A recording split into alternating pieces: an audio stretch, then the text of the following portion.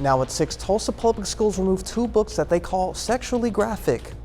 Plus, KCU Joplin has their first white coat ceremony in 2 years. And we take a trip to Joplin to check out the first ever JomoCon.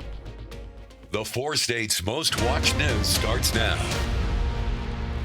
3 days before the Missouri primary election, we're out getting a picture of where voters might stand. This is your KOAM News at 6. I'm Jalen Banks.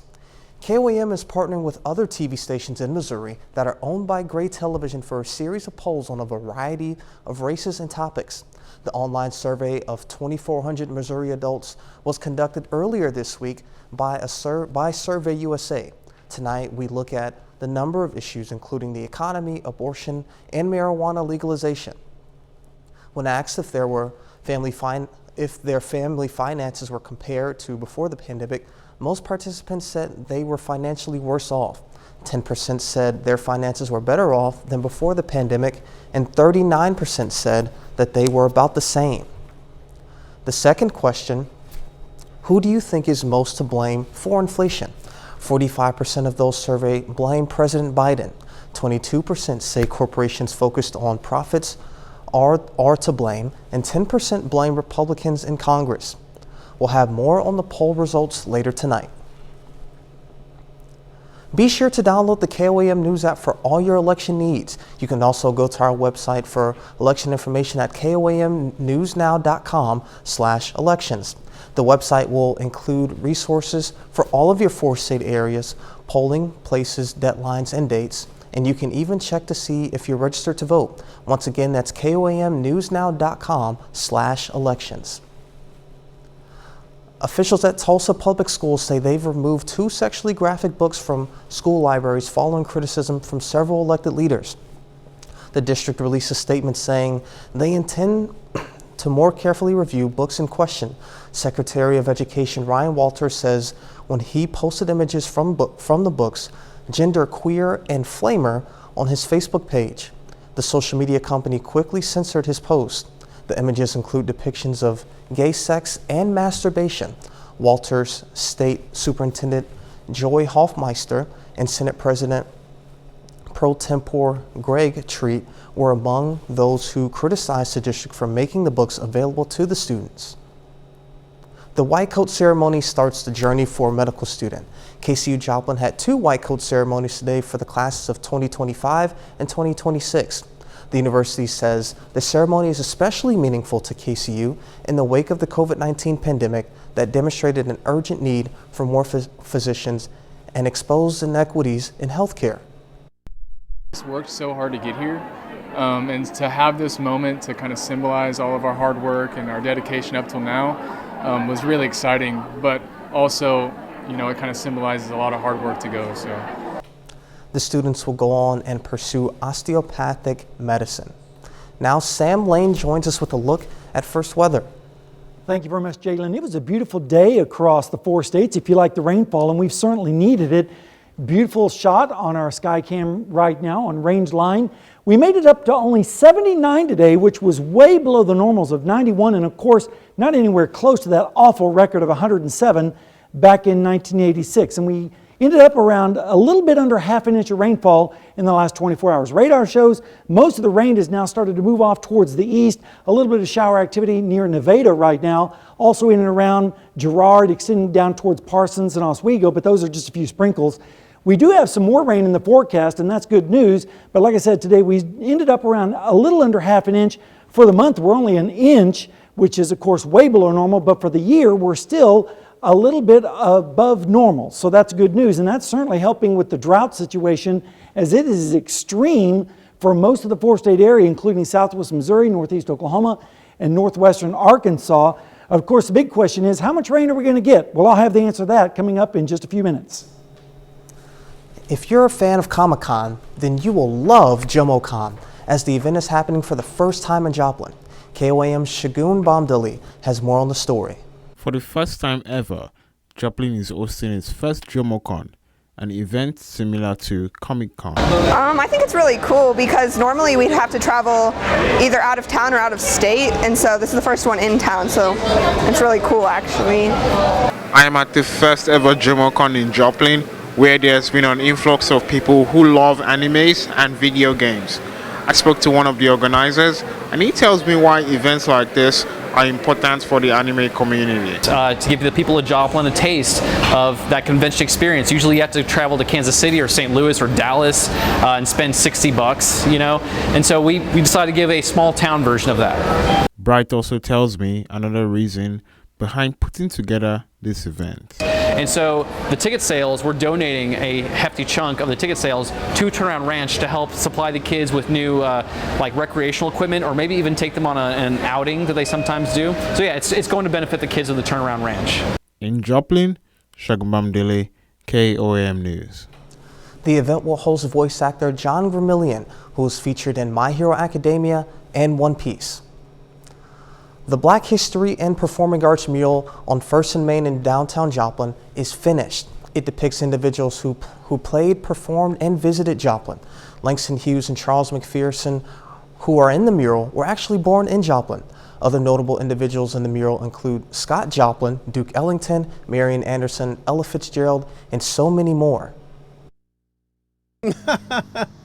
I just did somebody a favor that really needed it, you know.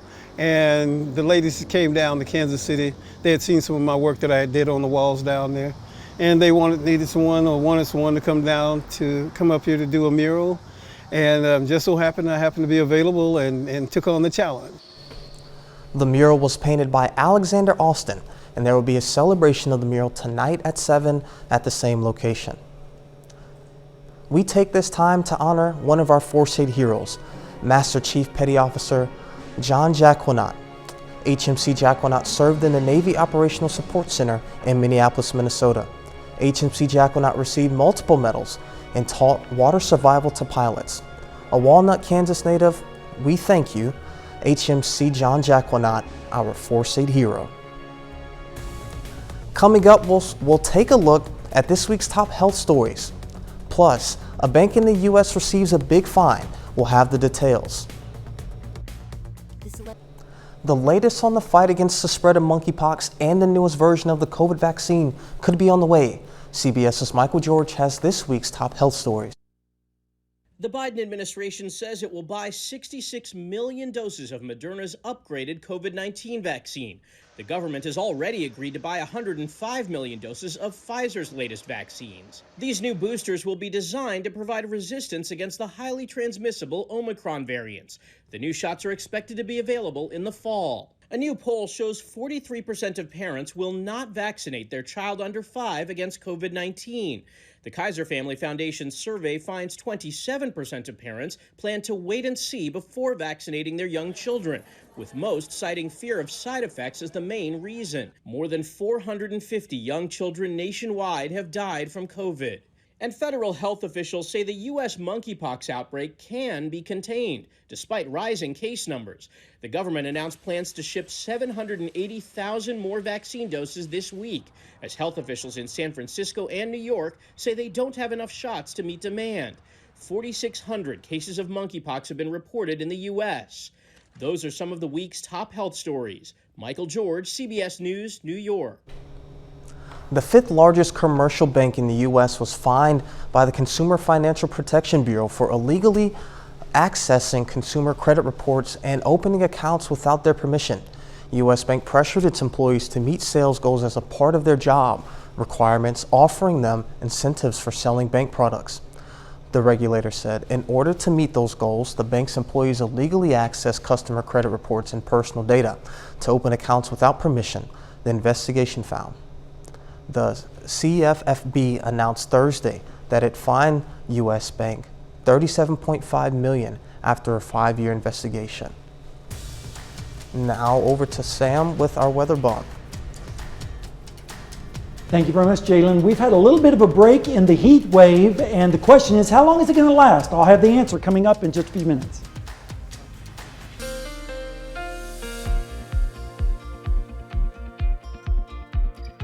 Boy, what a nice break we have had across the area with rainfall welcome across the area, and temperatures have been responding accordingly with the highs only in the upper 70s today and that's good news. And I think everyone's going to enjoy that. You can see a pleasant evening also down in Seneca at the Indigo Sky Casino and Resort if you're down in that area. A beautiful evening shaping up across the area. And as I mentioned, temperatures have fallen today into the upper 70s. And as a result, if you look at the last month, we've seen temperatures well over 100 degrees several times. If we can go to Weather Max 1, we can see that the temperatures have been above 100 degrees for several weeks. And that is not good news. We've seen 91 degrees yesterday, 79 today, but look at that 107, ungodly amount of temperatures on Tuesday. So all in all, it's been a welcome break across our area, and I think that's going to continue for a little bit longer, but don't worry, it looks like things are going to start to get back into the heat box as we go towards the middle part of the week. All right, let's take a look at the rainfall amounts that we've had over the last 24 hours. You can see that the best chance of rain, or the most of the rain, has fallen down to the south. If we can go to Weather 1, that would be great. There we are. You can see the rainfall mainly across northeastern Oklahoma, quite a bit of rainfall in Delaware County and also extending over into Benton County in northwestern Arkansas. Another little stripe of heavier precipitation just to the north and east of Joplin. Now tonight we are expecting more rain to develop, mainly down to the south, but we're going to be watching that pretty closely. And as I said, we had a high of 79 this afternoon, which was below normal, which was kind of unusual. But over the last 36 hours, it's been a welcome change. 89 was the high yesterday. Then we dropped down into the 70s, and we barely topped out in the upper 70s. Right now, we're looking at temperatures in the lower 70s up to the north, 72 in Iola, 75 in Nevada, a little bit warmer down to the south for our friends in Jay with 84 right now. The dew points are sticky though. Dew points have been in the mid 70s, lower 70s across the area, and on our dew point tracker, that means muggy, almost soupy in some locations, but that dew point higher is allowing these thunderstorms to develop, and that's giving us the rainfall. And like I said, I don't think anyone's complaining about that. You can see on radar in the last few hours, most of the heavier rain is moving off towards the east. We do have one isolated shower still in southern Bourbon County and Vernon County, I should say, over there south and east of Nevada. But this evening for the rain tracker, we are expecting more precipitation to develop, mainly down to the south. And I think this amount over in Stockton's a little bit overdone. But you can see generally around a quarter, maybe a third of an inch down to the south, mainly in northeastern Oklahoma. And tonight we are going to have that stationary front in our area, but it's going to wash out. And guess what? It's going to go back to the north as a warm front in anticipation of the dome of high pressure building back into our area. And by Sunday afternoon, we'll be seeing temperatures in the upper 80s once again. And then as we move into Monday, we'll see lows in the mid 70s, around 75 for your Monday morning. And then on Monday afternoon, yeah, we break 90 once again, 93 in Joplin, and a little bit warmer down to the south. And then as we move into Tuesday, around mid 70s for your low. Now, Jalen, I'm just the messenger, but don't kill me. But look at this forecast as we look over the next 7 days. Yes, I had to do it. We had to bring back the 100 degrees as we head towards next weekend. But in between, it's going to slowly warm up during the week.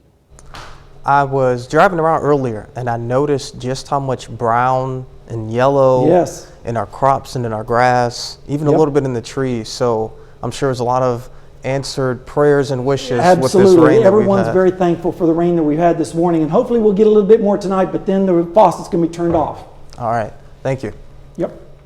Coming up in sports, the Meek Link crowns a new champion tonight. Yeah, Jalen, it's a decisive Game 3 between the Joplin Outlaws and the St. Joe Mustangs. We have the details. Plus, Pittsburgh native Ben Fowler places in the top 10 at the World Knife Throwing League U.S. Open. The story next. Tonight at 10, we'll look at polling results on Missouri residents' thoughts on recreational marijuana and law enforcement funding. And we'll take a look at how flooding has affected parts of the United States. Join us for that and more for KOAM News at 10. A World War II veteran gets a big surprise. It's his birthday, and an Oklahoma town showed out to make sure it was a special one. Mike Glover shows us how. World War II veteran Dewey Muirhead is a pretty big deal here in Wewoka. And today, for his 100th birthday, the entire town came out to show him just how special he is. Yeah, big day. 100 years old. Woo! Oh, goodness, alive. For his 100th birthday, Mr. Dewey wasn't sure what to expect. His family wanted the day to be a surprise, and even as family members showed up, Good, happy birthday. Thank you, honey. Kiss me right there. Mr. Dewey still wasn't sure what the plan was. I guess, if I don't go to sleep. So as the town prepared for the big surprise, Mr. Dewey made his way to his seat of honor. Here I come. Look out, watch me. The parade of family and friends all showed up to wish Mr. Dewey a very happy birthday. Hey there. Hello, Sheriff. Led off by the police and fire departments, cars came and came and came. No, there's people from Duncan, Piedmont, Tulsa. So many cars, the family lost count. Man, that is something. And with some very special gifts thrown in there as well. This is a flag that flew over the state capitol. Oh, it is. A coin from us and a proclamation from the state. So thank you very much, sir. Thank you. Do hereby declare Friday, July 29, 2022 as Dewey Muirhead Day. Yeah, surprise accomplished. I think he was surprised, but I was also surprised at the wonderful turnout that we had. I did not know, so help me God, I didn't know that. Now, Mr. Dewey was completely surprised by the parade. He says he can't wait to see what everyone does for him next year. That is absolutely awesome. That's neat. Yeah. For sure. Danny, what do you have for us? Biggest game of the year for the Joplin Outlaws tonight. Decisive Game 3 against St. Joe Mustangs. We're about 30 minutes from first pitch, so we'll have you updated on that at 10. And it looks like it's going to be dry this evening for that baseball game, and it looks like it's going to be dry through the forecast as well. And we were watching 100 years old guy down in Oklahoma. Well, look at there, 100 degrees coming back into our picture, and unfortunately, more summer on the way. 101 on Sunday and 102 on Monday. So it looks like the heat wave is going to start coming back into the 4 states the middle part of this week with very little to low rain chances in that forecast. All right, sounds good. Well, that's our time for now. Remember, we're always on the KOAMnewsnow.com and with our KOAM News Now app. Thanks for making us part of your night. Have a good one.